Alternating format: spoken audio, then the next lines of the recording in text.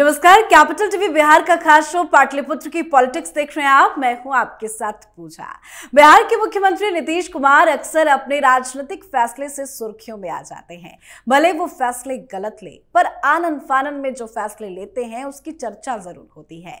चाहे वो बिहार में शराबबंदी का फैसला हो, गठबंधन का ऐलान हो, जेडीयू के अध्यक्ष पद का फैसला हो या कुछ भी, नीतीश कब क्या फैसला ले लेंगे ये बता पाना मुश्किल है। और अब लग रहा है कि बहुत जल्द नीतीश कुमार कुछ बड़ा फैसला लेने वाले हैं। एक तो 29 दिसंबर को जेडीयू की राष्ट्रीय कार्यकारिणी की बैठक दिल्ली में बुलाई गई है, तो वहीं एक बैठक दिल्ली में ऐसी हुई है जिससे बिहार की राजनीति में हलचल तेज है। खबर है कि दिल्ली में विपक्षी गठबंधन इंडिया की बैठक के बाद नीतीश कुमार से उनकी पार्टी जेडीयू के सांसदों ने बड़ी और अहम मुलाकात की है। ये मुलाकात लंबी चली है, तो इस बैठक में क्या कुछ हुआ बताएंगे आपको। चर्चा के लिए मेरे साथ स्टूडियो में मौजूद हैं कैपिटल टीवी के editor in chief doctor Manish Kumar. Doctor साहब, बहुत बहुत स्वागत है आपका। धन्यवाद। दिल्ली में जो नीतीश कुमार के आवास पे बैठक हुई है जेडीयू सांसदों के साथ, क्या कुछ हुआ उस बैठक में? देखिए, दो तीन बातें समझने की है। बड़े बेआबरू होकर इंडिया गठबंधन की मीटिंग से नीतीश बाबू निकले जी। उनको न संयोजक बनाया, न पीएम का चेहरा बनाया। पटना में तो मैं देख रहा था पोस्टर्स लगे हुए हर जगह। तो पटना में पोस्टर लगा करके, पटना में लोगों को बता करके कि बस लौट के आएंगे, दूल्हा बन के आएंगे। यहाँ बाराती जो है भाग गया, बाराती गायब। तो आप क्या करेंगे? तो आपने मौका मिला, आपने अपने सांसदों से आपने मुलाकात की। तस्वीरें भी बाहर हुई कि भाई नीतीश बाबू सांसदों से मिल रहे हैं। क्या हुआ उस मीटिंग में, उसको जानना और समझना जरूरी है। लेकिन उस पे मैं आऊं, एक और खबर जो आपने दी कि 29 तारीख को नेशनल एग्जीक्यूटिव की बैठक जेडीयू की होगी।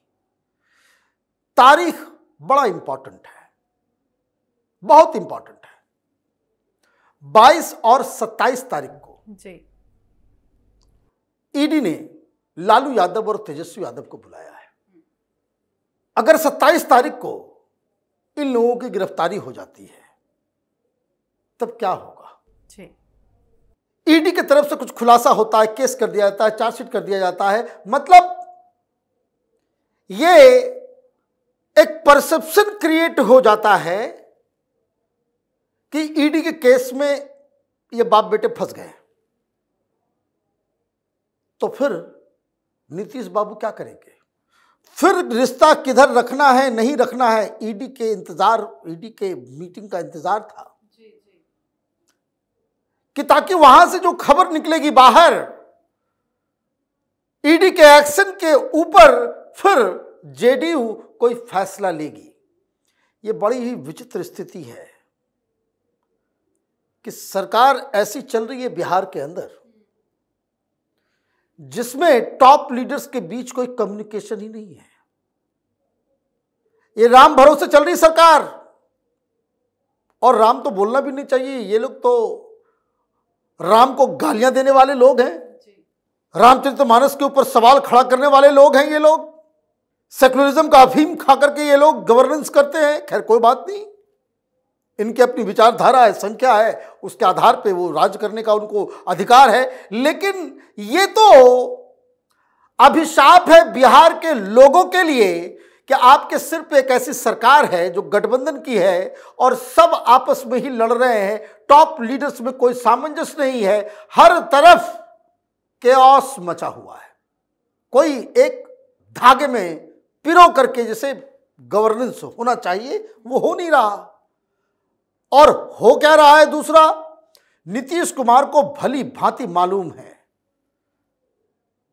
जो स्थिति है खराब। आज क्या खबर आई हाजीपुर से? एम्बुलेंस में ऑक्सीजन ही नहीं है। ये बिहार मॉडल है। नीतीश बाबू बिहार मॉडल लेकर के जाना चाह रहे हैं। ऐसा मॉडल कि जहां के एम्बुलेंस में ऑक्सीजन ही नहीं होता।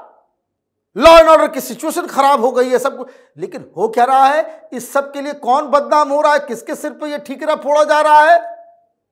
लालू यादव के ऊपर नहीं, तेजस्वी यादव के ऊपर नहीं, ये सारा का सारा मिस गवर्नेंस का ठीकरा वो करेक्टली मुखिया के ऊपर ही आता है, इसलिए नीतीश बाबू का नाम भी बदनाम हो रहा है। अब ये बैकग्राउंड है, इन्होंने तय कर लिया कि भाई वहां से इंडी गठबंधन से कुछ नहीं मिला, तो पहली घोषणा ये की गई कि हम 29 तारीख को मिलेंगे। 27 तारीख 22 तारीख ईडी आ जाने के बाद इन्होंने 29 का तारीख रखा। ठीक, अब चैप्टर नंबर 2, ये फिर सांसदों से मिले। वो सीतामढ़ी के जो सांसद हैं पिंटू जी, जिन्होंने कह दिया कि चाय समोसा वाला पार्टी था, मीटिंग थी, उसमें कोई फैसला नहीं हुआ। बाकी बहुत सारे लोग नहीं आए, कुछ नाराज भी चल रहे हैं। लेकिन लब्बो लुभाव इस मीटिंग का ये रहा कि फंस गए हम लोग। सांसदों ने साफ साफ नीतीश कुमार को संदेश दिया कि हम लोग फंस गए हैं। ये लालू यादव से पिंड छुटाना बहुत जरूरी है। ये आरजेडी वाले हमें वोट नहीं करेंगे। हमारा जहां उम्मीदवार होगा वहां आरजेडी और कांग्रेस वालों का जो वोट है वो ट्रांसफर नहीं होगा, और जो हमारे ट्रेडिशनल वोटर्स हैं वो भी हमें वोट नहीं करेंगे। बहुत बुरी स्थिति होने वाली है। एक तो सीट के लाले पड़ रहे हैं कि किसको कितना सीट मिलेगा। जेडीयू के हिस्से ये 16 सीटें जो अभी है, वो 16 जहां जीते हुए सांसद हैं उनको सीट टिकट मिलेगा नहीं मिलेगा, एक तो वो चिंता का विषय। और सांसदों के इस मूड से एक बात और निकल रहा है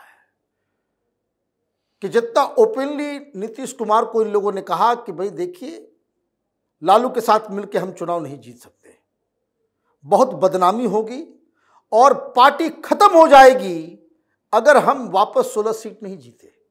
और बात सही है, अगर चुनाव होते हैं, चुनाव के बाद जेडीयू के पास 3-4 सांसद रहे, नीतीश कुमार किसको मुंह दिखाएंगे?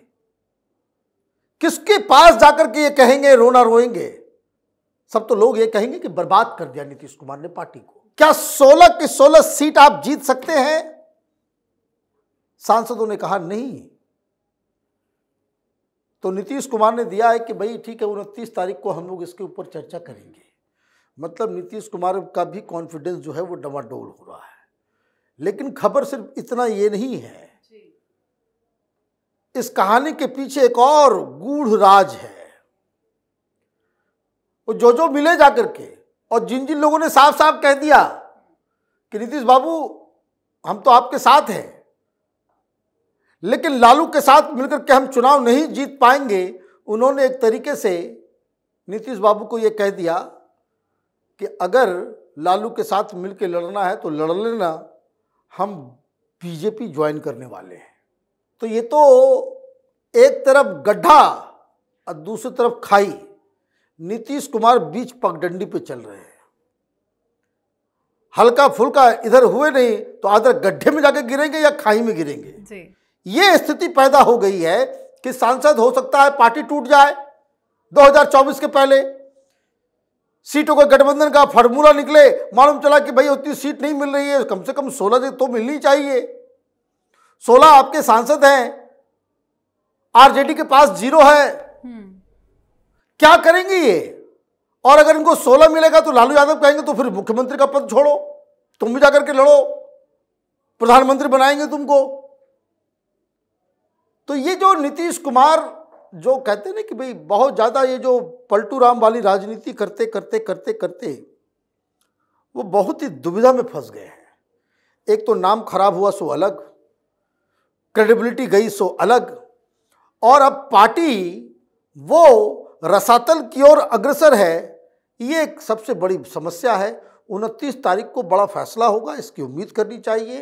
एंड लेट्स सी कि नीतीश बाबू क्या अब नया खेल करते हैं कि जेडीयू को एकजुट रख सके, पार्टी को बचा सके और अपनी सरकार को भी बचा सके। जी, बहुत बहुत धन्यवाद समझाने के लिए। धन्यवाद। तो विपक्षी गठबंधन इंडिया में नीतीश कुमार की दाल नहीं गल रही। वैसे पीएम पद के फेस के लिए बार बार नीतीश कुमार कह चुके हैं कि मेरी कोई ऐसी इच्छा नहीं है, लेकिन जेडीयू के अन्य नेता लगातार बयान दे रहे हैं कि पीएम पद के उम्मीदवार के लिए नीतीश से बेहतर विकल्प कोई और नहीं हो सकता।